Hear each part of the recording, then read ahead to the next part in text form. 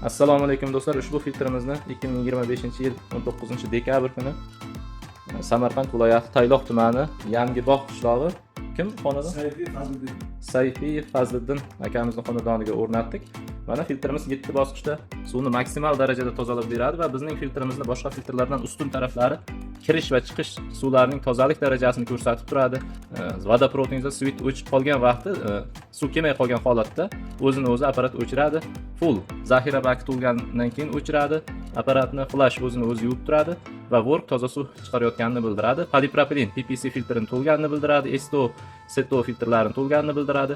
RO membranani bildiradi. C2 o'tishlarni bildiradi. Reset rushnoy membranani yuvishga o'tkazadi. Power o'chirib yoqish do'stlar.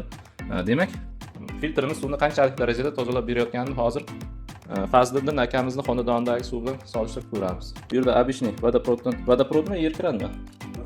Vodoprovod yer krani o'zingiz kachalkadan yer kranidan keladigan suvni tekshiramiz. Mana. Va ikkinchisiga mana ko'rinib tursin. Toza suv olamiz, toza suv chiqayapti.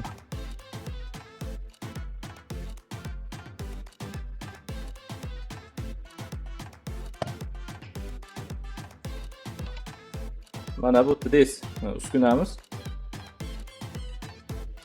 Mana 41 ko'rsatyapti. Mana toza suvdagi 41 ko'ryapsiz-a? pp mana. Mana bu 464. Ko'rdingiz-a? Endi elektroliz yordamida tekshirib ko'ramiz. Ushbu apparatimiz elektroliz deb nomlanadi. Suvning tarkibidagi narsalarni kuydirib, ko'rintirib beradigan moslama hisoblanadi. Suvga tut manbasini yuborib. Mana solamiz, mana qo'shamiz.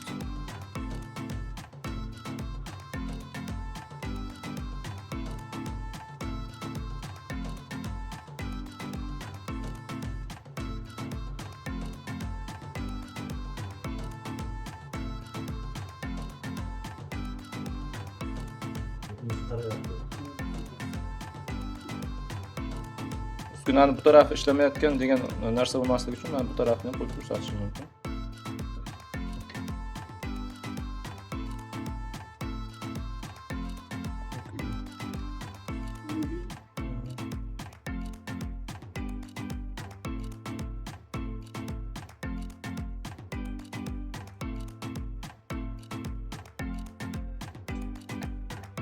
Mana suvli holati bu novot rangga keldi. Mana ushlab ko'rishingiz mumkin. Mana bemalol yaqdek turibdi.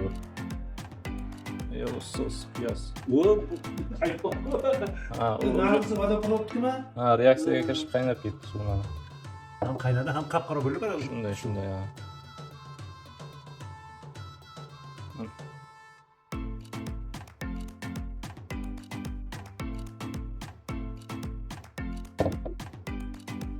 Quyidagi raqamlarga qo'ng'iroq qilib buyurtma berishingiz mumkin.